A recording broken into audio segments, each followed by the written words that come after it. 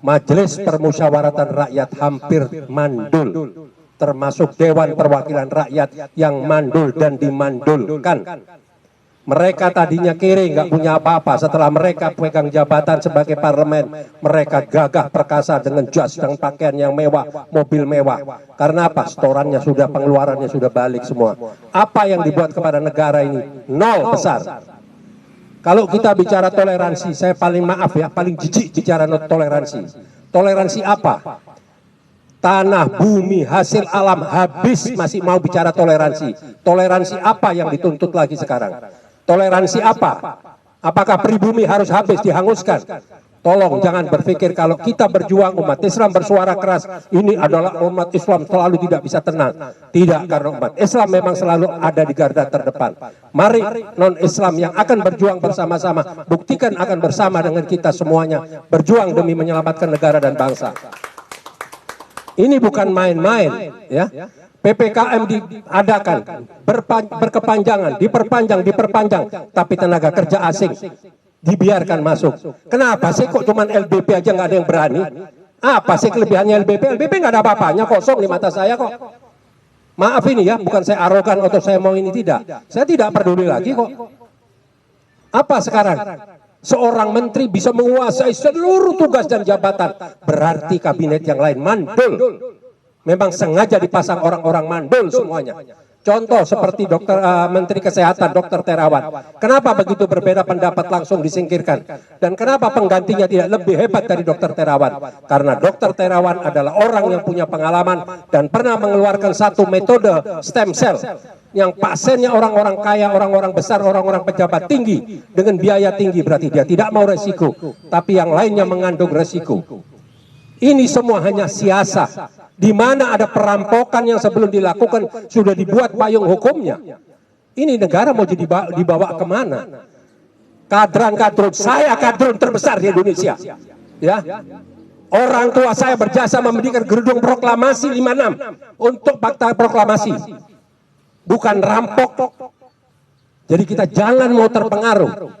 Kadron tidak pernah merampok, kadron tidak pernah merampok duit negara, tidak pernah korupsi, tidak pernah mengkhianat, tidak pernah menjual anak bangsa. Siapa yang menjual anak bangsa? Silahkan datang ke Glodok, silahkan datang ke Mangga Besar, silahkan datang ke kota. Semua siapa yang dijadikan pelacur, siapa yang dijadikan tukang masas, siapa yang dijual, siapa semua, siapa yang menjual. Clear semuanya. Kenapa kok sekarang harus ada di stigmatisasi oleh si buzzer-buzzer binatang bayaran-bayaran ini? Ini tidak boleh kita biarkan. Hanya 3-4 orang, tapi bisa mengacau, memporak-porandakan negara ini. Sampah peradaban orang-orang ini tidak bisa dibiarkan. Jadi saya selalu mendukung. Waktu Babe Aldo datang pada saya, dia menceritakan jalan Anda dengan versi yang berbeda. Kita butuh skoci, kita butuh kesadaran semua. Hari ini saya bicara untuk media. Berkali-kali setiap saya jumpa pers, tolong media proporsional, kemas berita. Saya mau tanya, kalau kita diam, kita sudah diberangus, kita sudah ditahan, terus kalian mau dijadikan apa? Mau diangkat? Mau dikasih jabatan? Enggak, kalian akan dihabisi. Mau bangsa apa saja, mau agama apa saja, termasuk Pak Pendeta. Jangan diam, jangan menyerah Pak. Ini ada satu suku yang memang ingin menyingkirkan Indonesia. Setelah diambil hartanya, setelah dijadikan konsumen, setelah diperas seluruh hartanya, sekarang mau disingkirkan, mau dimarginalkan. Ini tidak boleh kita diamkan. Apa yang dilakukan oleh pemerintah? Hanya cuma bagi-bagi. Mana presiden kok levelnya bagi-bagi makanan, dilempar-lempar sama begini doang? Nggak ada menteri, nggak ada yang bisa ditugaskan. Nggak usah bilang, buat sistem. Dari mulai, kalau nggak salah nanti mungkin Bang Ehsan lebih detail secara angka. Dari mulai 70 triliun menjadi 400 triliun. Tapi yang dialokasikan untuk COVID-nya adalah 70 triliun. Naik jadi 800 triliun atau 700 triliun. Kemana itu duit semua? Kemana duit? Kalau bapak-bapak media ini saya kasih tolong ya, saya pernah jadi bendahara di Majelis Ulama Indonesia yang bekerja sama dengan BNPB. Silahkan, buru-buru jangan nunggu, Senin pagi datangi BNPB.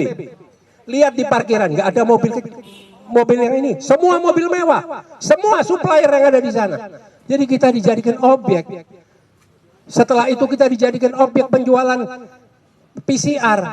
antigen. Setelah itu kita dijadikan objek untuk vaksin. Kemarin di TV One saya mendengar ada 2 dokter berdiskusi bahwa vaksin ini hanya cuma bertahan 1,5 bulan. Kenapa ada vaksin yang kedua agar bisa berjalan 3 bulan? Kenapa ada booster agar berjalan 6 bulan? Loh, ini apa ini? Ya memang orang nggak mampu gitu loh. Dari kota kecil, saya bukan mengerdilkan kota Solo, tidak. Belum siap. Dibawalah ke kota Jakarta. Siapa yang bertanggung jawab? Siapa yang bawa? Sudah transparan di TV dikelihatkan. LBP dan Prabowo. Dan Hasyim yang membawa. Dibawalah ke sini, dipaksakan, dijejel-jejelin jadi gubernur. Dipaksakan lagi jadi RI 1.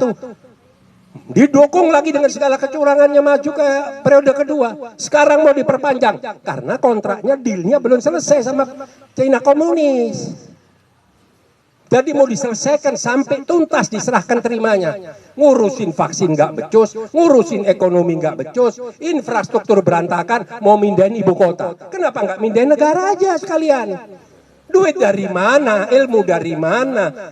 Anggaran dari mana? Apa kepentingannya? Apakah sudah membuat studi? Apakah sudah dinyatakan bahwa ibu kota tidak layak? Apakah tidak ada tiang-tiang penyangga yang bisa dipergunakan? Ini mau kemana ini negara ini mau dibawa kemana? Kenapa harus semua diam? Kenapa harus semua takut? Takut kalau yang ditangkap 4, 5 seperti Babe Hakel bilang tadi. Ya kan 4 tahun. Coba yang turun semua. Jangan nunggu dari HPI, jangan nunggu dari GNPF, jangan nunggu dari PA212. Semua turun. Suarakan kepada negara. Secara konstitusional, jaga protokol kesehatan. Supaya jelas mau dibawa kemana ini semua. Belum lagi sekarang sudah mulai terjadi kolaborasi mau memperpanjang jabatan. Tamat kita, habis. Ini yang menjadi satu perhatian. Tolong Babe Aldo suarakan nanti melalui Majelis Penderitaan Rakyat, di atas Majelis Pemusyawaratan Rakyat karya Anda. Kita akan dukung. Tidak usah pakai takut. Mereka tidak ada manfaatnya semua. Berapa kali saya berkunjung ke DPR. 1 masalah HIP, 2 masalah Omnibus Law. Tidak sekalipun pimpinan DPR mau menemui kita. Kenapa tidak mau menemui kita? Karena kelompok Habib Rizik? Tidak. Saya yang kedua dan yang ketiga bersama Majelis Ulama Indonesia dengan beberapa ulama, dengan tokoh-tokoh tidak juga ditemuin wakil. Apa? Kenapa alasannya? Tidak mau atau nggak mampu? Memang nggak mampu. Nah kalau nggak mampu kenapa dijadikan ketua? Ini bukan bagi-bagi jatah. Ini bukan punya Bung Karno negara ini. Negara ini bukan punya PDI. Gitu loh. Negara ini punya rakyat semua, PDI ada di dalamnya. Bung Karno sebagai founding father kita. Apa sekarang? Lahirnya Pancasila saja sudah mau dimanipulasi. Sudah jelas ada visi dan misi di organisasi partainya. Nanti sedikit-sedikit disalahkan, sedikit-sedikit di stigma jelek. Gubernur dihabisin. Pokoknya tidak boleh dari selain mereka tidak boleh hidup. Ingat, bukan karena Anies. Besok nongol Ihsanuddin Nursi pun mau diangkat, dihabisin. Karena apa? Harus mereka. Karena mereka punya agenda besar. Formula One diributin, tapi yang namanya korupsi bansos yang langsung dengan hajat rakyat dikorupsi. Apa sampai sekarang? Bagaimana Harun Masihu? Bagaimana yang kaitannya sama Hasto? Nggak ada yang berkelanjutan. Nah, jadi itulah ya, mungkin saya terlalu berapi-api, karena kalau saya nanti tidak berapi-api, saya pasti ditegur nanti sama teman-teman saya yang samping kanan kiri. Karena sebentar lagi pasti tonasinya lebih tinggi. Bang Ihsan ini pasti lebih tinggi, karena apa? Bukan dia hanya vokal, dia sudah tidak tahan lagi. Mereka tahu data, jadi jangan dianggap rakyat ini, mereka tokoh-tokoh ini nggak ngerti. Mereka punya data. Mereka tahu semua di mana kesalahan-kesalahan ini ada. Nah, bagaimana kasus tentang Habib Rizik dan kawan-kawan? Masa cuman karena salah persepsi menyatakan ini sehat terus ditahan sampai 4 tahun? Di mana naluri aparat hukum?